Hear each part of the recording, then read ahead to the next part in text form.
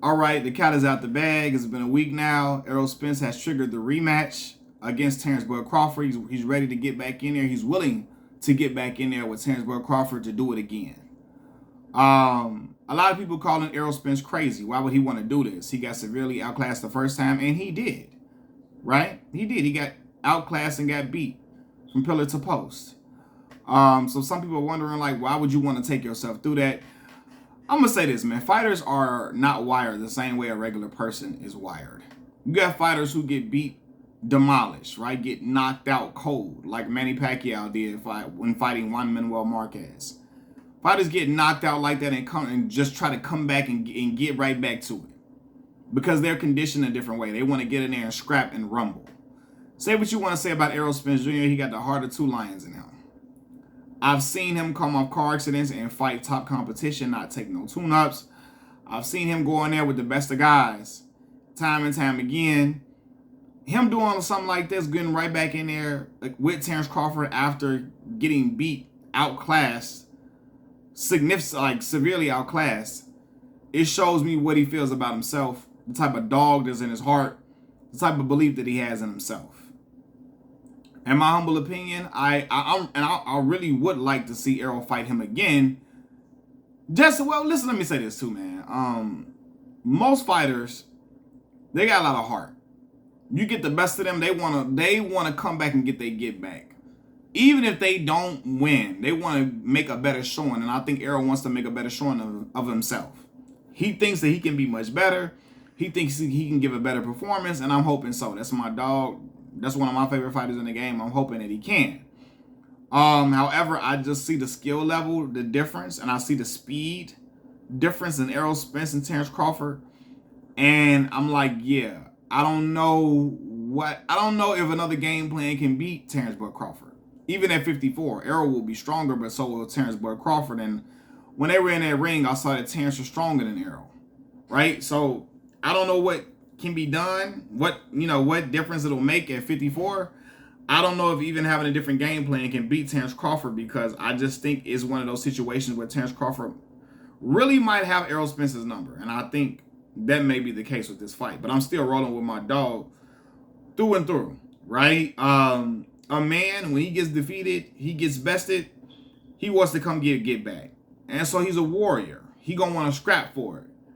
But one thing I'll say this, I see Malik saying that when there are fights, when a guy, like, basically saying that Errol Spence, he shouldn't get a rematch with this situation. There shouldn't be no rematch with him, right? Basically saying it's not warranted in this situation. He feels like when a guy gets outclassed severely, we shouldn't even be seeing no rematch. Automatic rematch clauses should not be in fights, because we don't know how the first fight gonna go. And when a guy gets beat severely outclassed, there is no need for the public to see a rematch. But there's no need for that to happen again.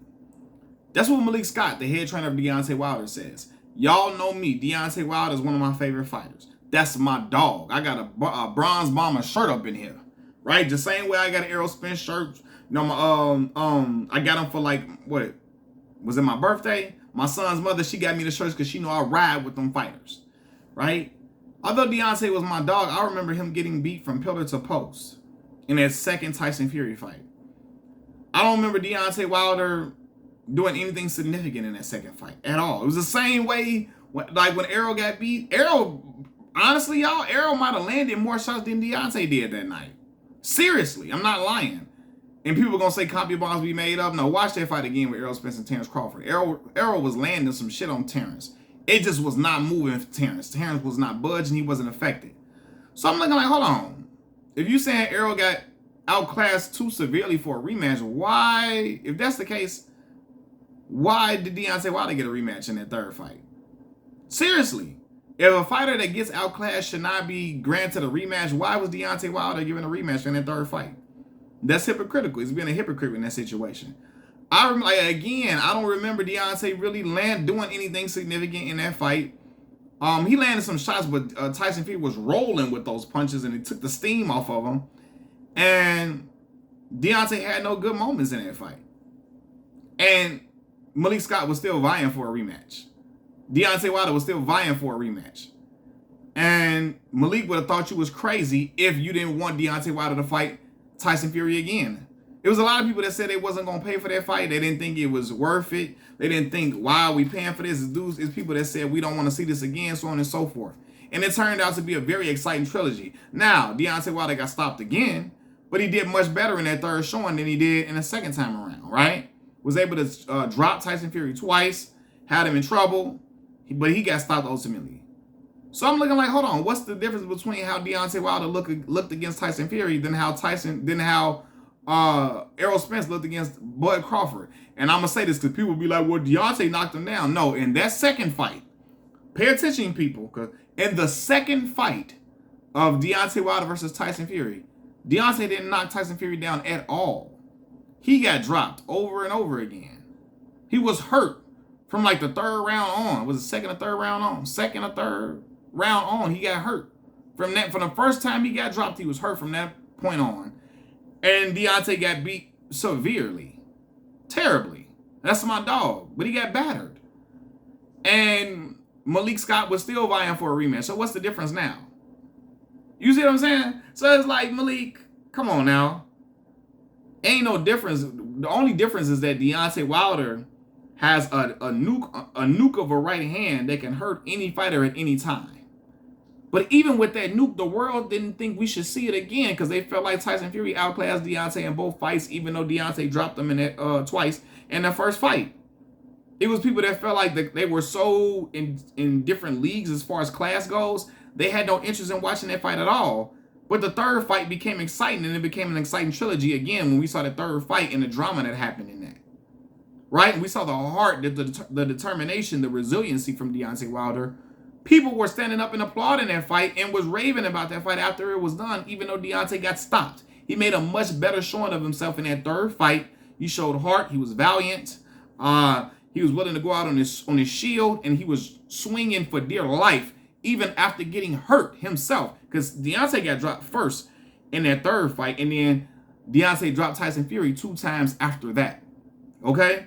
So, you know, there's people that was saying they didn't want to see that again, and Deontay made a better showing of himself. Again, the difference is he got a nuke of a right hand that Errol Spence does not have. But at the same time, that's not the question.